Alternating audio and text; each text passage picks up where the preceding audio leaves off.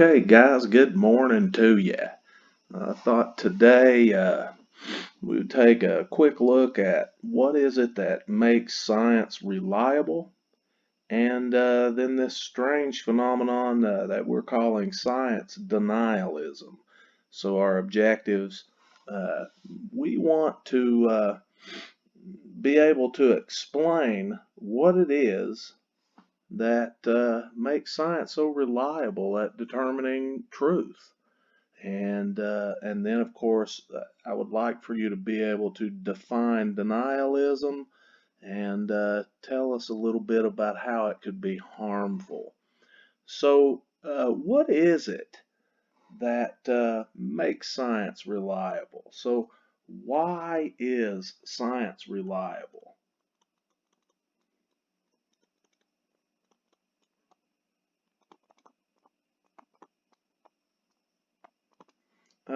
And I think the first reason that science is so reliable is because the process of science is self-correcting.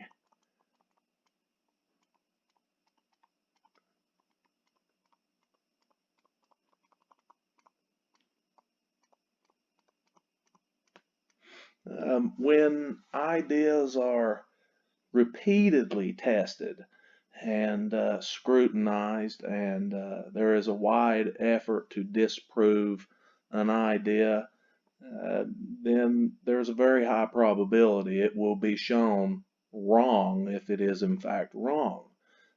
This means that the process of science, and if you would remember the flow chart from yesterday, if when mistakes are found, when an idea is shown to be false, it is discarded and the problem is approached from a new direction. So the process corrects itself when mistakes are made, and that definitely lends to the reliability of science. Uh, Another reason would be that science relies on evidence from experiments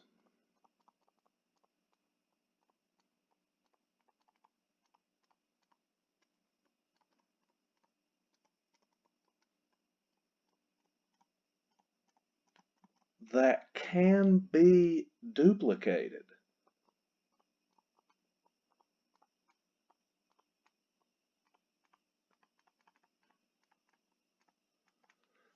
So when an experiment is performed in the process of publishing, that scientist shares that experiment, that hypothesis, how that hypothesis was put to the test. And that experiment can be repeated by others. Anyone who has access to the proper equipment and data can verify experiments. So this isn't something that happens in the dark. Science isn't a process that is carried out by one lone individual. Yes, there are examples of great breakthroughs from the minds of a single individual, but for the most part, this process is the brunt of the work is borne by a great many people. And so couple that with publishing, and what you end up with is results that anybody can verify. So nobody can hold all the cards. Nobody gets to know the truth and dish it out to other individuals. This is something that can be replicated by others and therefore verified. Another reason is that scientific thought, that would be the way that scientists attempt to think about issues and approach problems. So scientific thought is critical. Um, Ideas are approached with skepticism. Um, an idea must convince a skeptical audience. And this audience of other scientists would like very much to disprove it. Um, so that alone lends credibility. So let's just note below this that ideas um, must survive a barrage of attempts to disprove them.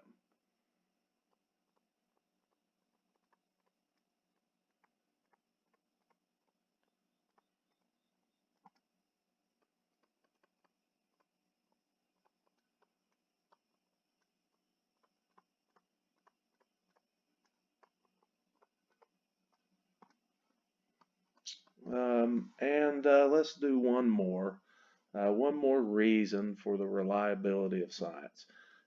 In science, there are no sacred ideas. And what this means is that everything is open to being questioned and tested.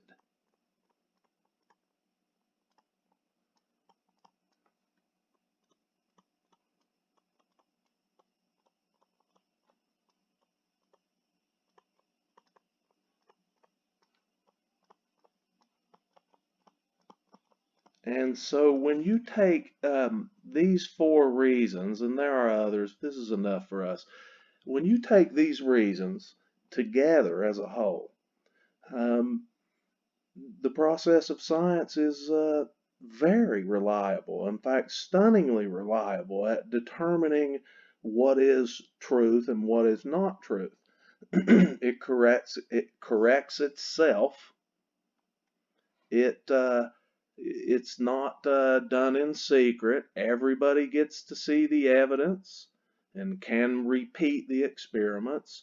Um, it's a critical process, which means think a critic. It's a critical process where any idea is challenged repeatedly. So that's very good for discarding improper ideas, ideas that are wrong. And then nothing is sacred. Guys, there are no sacred ideas in science. Scientists don't get together in a back room and agree that global climate change cannot be questioned, or evolution cannot be questioned, or Big Bang cannot be questioned. In fact, that's exactly the opposite of how science works. Those ideas, those theories are constantly questioned and constantly put to the test. So, no sacred ideas. All of this together means that science is stunningly reliable. And so, here are our reasons for why science is so reliable.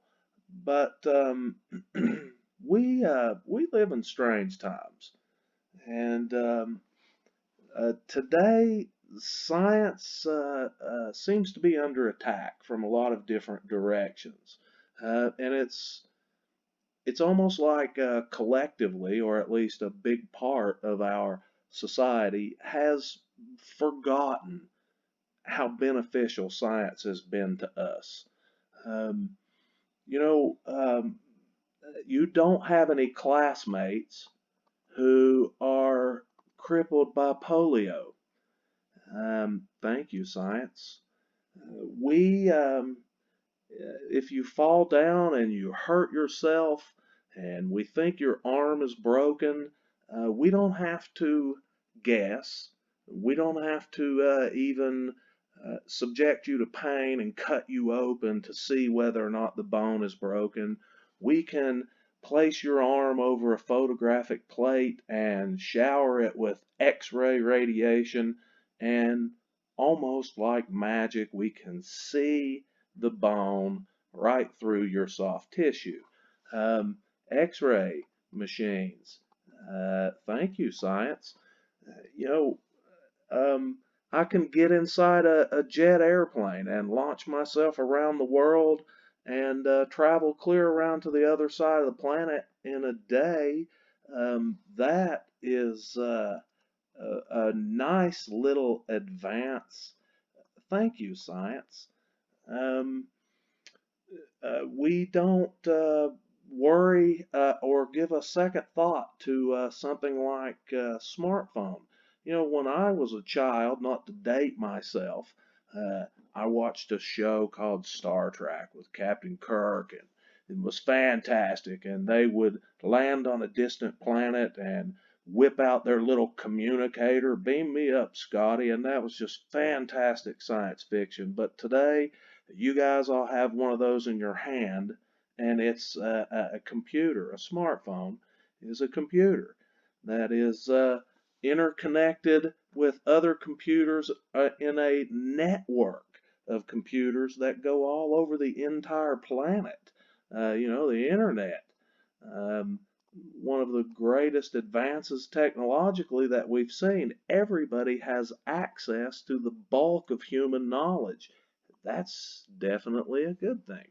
Um, so let's try to remember that science has actually given us a great deal. We have benefited a lot from the process of science. And so it's a little bit surprising to me that here we are in the advanced age that we're in, after all of the benefits that science has given us, we find ourselves in a time where science is being attacked from a lot of different directions. Now, I understand that I'm biased. I am a bit of a science nerd, but I will rise to its defense. And let's remember what science is. Okay? We remember that science is a methodical search for truth.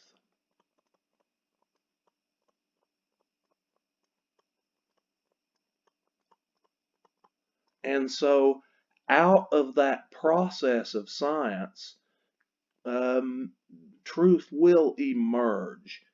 Um,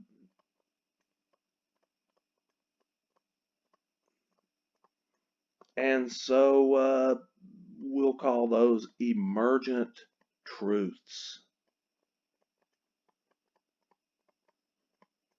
And those emergent truths, what we get, the holy grail of science, an emergent truth, uh, that actually has a street name, and we call those theories. And remember, I'm not talking about a theory like what we toss around the word theory out on the street. We're talking about scientific theories here, right? These are well tested hypotheses. They have never been disproven. They're supported by multiple lines of evidence. They have predictive capability. Um, these are the emergent truths, the holy grails, the most grand thing in science is a scientific theory, the truth that we learn from this process. And it has rewarded our species immensely. And I certainly hope that we can remember that. Um, but today, we are in a period of time where, for many, it seems to be popular to deny these emergent truths. And that uh, particular phenomenon is what we will call science denialism. And it is not simply being skeptical of an idea in science. That's totally allowed. That's part of the process. There's nothing wrong with questioning the ideas in science. But science denialism can be dangerous. This is to deny or denying the validity of emergent truths from science without evidence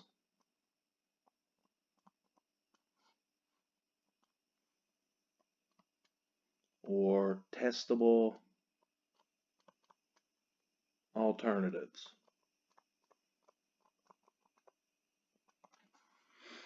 Now, pay attention to what this definition says. It doesn't say that denying science is a, a bad thing. You can disagree with ideas in science. Um, and remember, science only works because we are critical. We try to disprove ideas. The problem that science denialism describes is that if we were all scientists, we wouldn't bother disagreeing with a particular theory without some pretty compelling evidence to do so. So something that has never been proven wrong and has a lot of evidence to support it, in science, if you want to challenge that idea, then you really need to bring your evidence and, even better, propose a hypothesis that can be tested. This is how you disagree in science. Simply saying, I don't like it, doesn't really work. Sure, that's your prerogative. You are under no requirement to like the ideas that come from science. But just because you don't like a particular theory, a particular emergent truth, doesn't make it wrong. Gravity doesn't care whether or not you believe it's true. If you step off a cliff, it doesn't give the slightest thought to the fact that you disagree with Albert Einstein's theory of general relativity. You will accelerate toward the center of the earth until you encounter an obstruction. That is just the way that nature works. So understand the difference between having an opinion and understanding what theories are. Now, science denialism comes in a lot of different flavors. And for many parts of science denialism, it's almost entertaining and harmless. So, examples of science denialism that are relatively harmless, insofar as I can tell. Okay, so examples of denialism that are relatively harmless.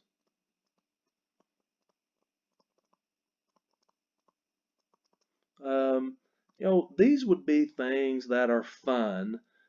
We don't really stress over things like the Flat Earth Society. People who believe that the Earth is flat. Um, that stands in denial of more science than we have time to describe. And the I have never seen a single shred of compelling evidence, nothing that even uh, really could be considered decent evidence at all. And I've certainly never seen experimentation. And every experiment that I've ever seen to determine whether the Earth is round or spinning has supported that conclusion. So, flat Earth. Yeah, you're denying the emergent truths from science, but probably nobody's going to get hurt because you think the Earth is flat. Um, these guys were really popular for a while, about 20 years ago. Moon conspiracy, the moon landing conspiracy theorists.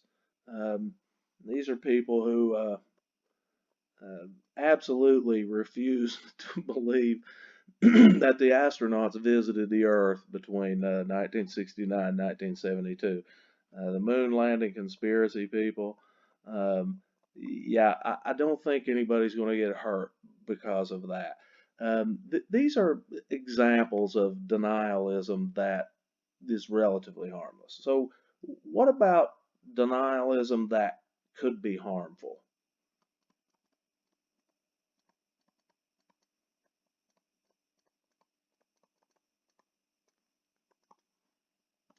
Um, Well, there is an interesting theory in biological sciences that commonly referred to as the germ theory of disease.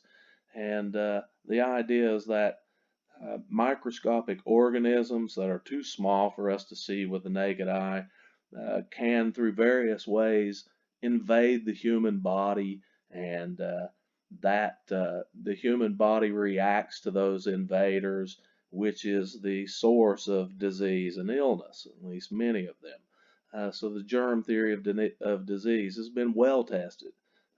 In fact, this is why antibiotics exist, to kill bacterial infections, where a bacterium, invades the human body and causes an illness. So the germ theory of disease is well established. It's well supported. It's been tested repeatedly. It's the reason why hospital rooms are sterilized, operating rooms are sterilized, surgical instruments are sterilized. It's the reason why you don't want to cook your food in the same place where you use the bathroom. These types of things are well established, and yet um, there are some individuals who stand in denial of this. Um, so you may have heard of some of these anti-vaxxers.